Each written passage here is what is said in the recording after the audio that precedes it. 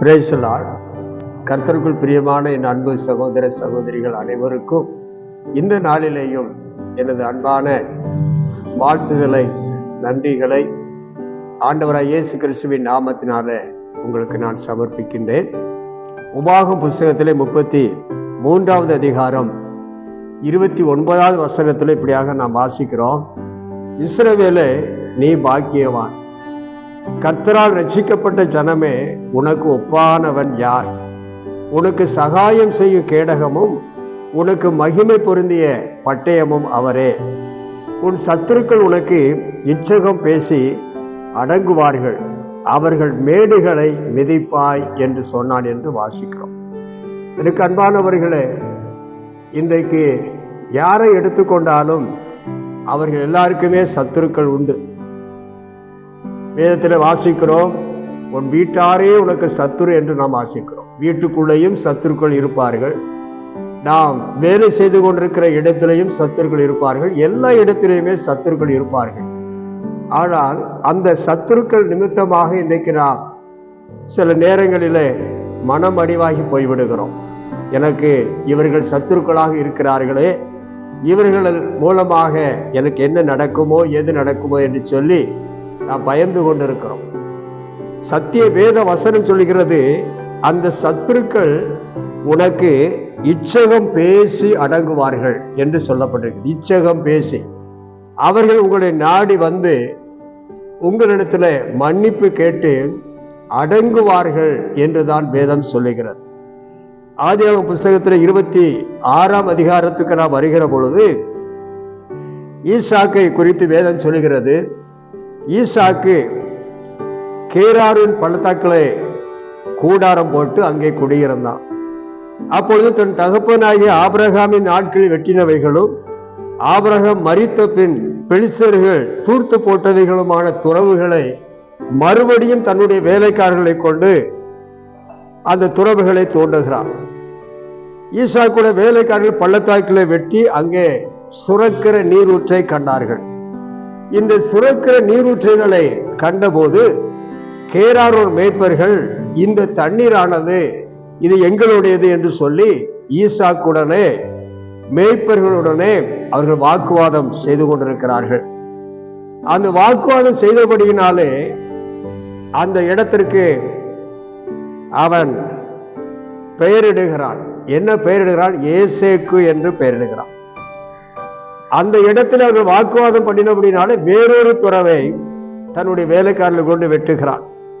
அதை குறித்தும் அந்த கேராரூர் மேய்ப்பர்கள் வாக்குவாதம் பண்ணி கொண்டிருக்கிறார்கள். அதற்கு சித்னா என்று பெயரிடப்படுகிறது. பின்பு அந்த இடத்தை விட்டு பெயர்ந்து போய் வேறொரு துறவை வெட்டினான். அந்த துறவை குறித்து வேதம் சொல்கிறது, அவர்கள் வாக்குவாதம் பண்ணவில்லை. அப்பொழுது அவன் நம் தேசத்திலே பழுகும்படிக்கு இப்பொழுது கர்த்தர் நமக்கு ஒரு இடத்தை உண்டாக்கிறார் என்று சொல்லி அந்த இடத்துக்கு ரெகோபோத் என்று பெயரிடுகிறான். இந்த சம்பவங்கள் நடந்த பிற்பாடு அவன் பெயர் சபாவுக்கு கடந்து போகிறான். அவன் பெயர் சபாவுக்கு கடந்து போகிறான் என்று சொல்லி கேள்விப்பட்ட அந்த கேரார் மேய்ப்பர்கள், அங்கே சொல்லப்பட்டிருக்கிறது 26ஆம் வசனத்துல, அபிமெலேக்கும் அவன் சிநேகிதனாகிய அகுசாத்தும் அவனுடைய சேனாதிபதியாக பிகோலும் கேராரில் இருந்து பெயர் சபாவுக்கு வருகிறார்கள். அப்பொழுது ஈசாக்கு சத்துருக்களாக காணப்பட்ட அந்த அபிமெலேக்கை பார்த்து, அவன் சிநேகிதனாகிய அகுசாத்தை பார்த்து, அவனுடைய சேனாதிபதியாகிய பிகோலை பார்த்து சொல்லுகிறார், ஏன் என்னிடத்திலே வந்தீர்கள்? நீங்கள் எனக்கு சத்துருக்கள் அல்லவா? நீங்கள் என்னை பகைத்து என்னை உங்களிடத்தில் இராதபடிக்கு நீங்கள் துரத்தி விட்டீர்களே என்றார். அதற்கு சத்துருக்களாக காணப்பட்ட அவர்கள் என்ன சொல்கிறார்கள்? நிச்சயமாய் நிச்சயமாய் கர்த்தர் உம்மோடு கூட இருக்கிறார் என்று நாங்கள் கண்டுகொண்டோம். ஆகையால் எங்களுக்கு உமக்கும் ஒரு ஆணை ஏற்பாடு உண்டாக வேண்டும், ஒரு உடன்படிக்கை செய்து கொள்ள வேண்டும் என்று நாங்கள் நிர்ணயம் செய்து உம்மை தேடி வந்திருக்கிறோம். நாங்கள் உம்மை தொடாமல் நன்மையே உமக்கு செய்து உம்மை சமாதானத்தோடு அனுப்பிவிட்டது போல நீரும் எங்களுக்கு தீங்கு செய்யக்கூடாது, எந்த தீங்கு செய்யாதபடி உம்மோடு கூட உடன்படிக்கை பண்ணிக்கொள்ள வந்தோம். நீர் கர்த்தரால் ஆசீர்வதிக்கப்பட்டவராமே என்றார்கள். எப்படி பாருங்க, சத்துருக்களாக காணப்பட்ட இவர்கள் ஈசாக்கு தேடி வருகிறார்கள். தேடி வந்து, நாங்கள் உம்மை தொடாமல் எப்படி பாதுகாப்போடு உம்மை அனுப்பி வைத்தோமோ அதே போல நீரும் எங்களுக்கு எதுவுமே செய்யக்கூடாது என்று சொல்லி ஒரு உடன்படிக்கை பண்ணி கொள்கிறதை பார்க்கிறோம். அவர் சொல்லுகிறார்கள், நிச்சயமாய் கர்த்தர் உம்மோட கூட இருக்கிறார் என்று நாங்கள் கண்டுகொண்டோம். அருமையானவர்களே, கர்த்தருடைய வசனம் ஒரு நாளும் பொய்த்து போகாது. இந்த வார்த்தையை கேட்டுக்கொள்கிற உங்களுக்கும் அநேக சத்துருக்கள் இருப்பார்கள், விரோதிகள் இருப்பார்கள், சுற்றிலும் இருப்பார்கள். ஆனால் அந்த சத்துருக்களை குறித்து நீங்கள் கலங்க வேண்டாம், எதை குறித்து சிந்திக்க வேண்டாம். அந்த சத்துருக்களுக்காக ஜெபியுங்கள். அந்த சத்துருக்களுக்கு நீங்கள் ஜெபித்து அவர்களுடைய ரட்சிப்புக்காக ஜெபிக்க வேண்டும். அப்படி நீங்கள் ஜெபிக்கிற பொழுது எப்பேற்பட்ட சத்துருக்களாக இருந்தாலும் உங்களை தேடி வந்து உங்களோடு உடன்படிக்கை செய்து கொள்வார்கள். அவர்கள் உங்களை பார்த்து சொல்வார்கள், நீர் கர்த்தரால் ஆசீர்வதிக்கப்பட்டவராமே, ஆகையால் எந்த ஒரு பொல்லாங்கும் நீர் எங்களுக்கு செய்யக்கூடாது என்று சொல்லி அவர்கள் அடிபணிவார்கள். ஆகவே எனக்கு அன்பானவர்களே, கர்த்தருடைய ஆவியானவர் சொல்கிறார், சத்துருக்களை குறித்து பயப்பட வேண்டாம்.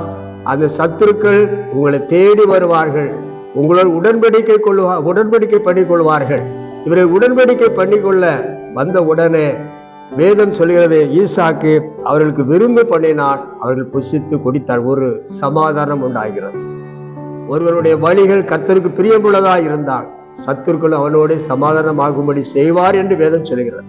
நம்முடைய வழி கர்த்தருக்கு பிரியமுள்ள வழியா இருக்கட்டும். சத்துருக்களுக்காக ஜெபிக்கிற வழிதான் அது பிரியமான வழி. சத்துருக்களுக்காக ஜெபியுங்கள். சத்துருக்கள் உங்களை தேடி வந்து உங்களை உடன்படிக்கை பண்ணிக் கொள்வார்.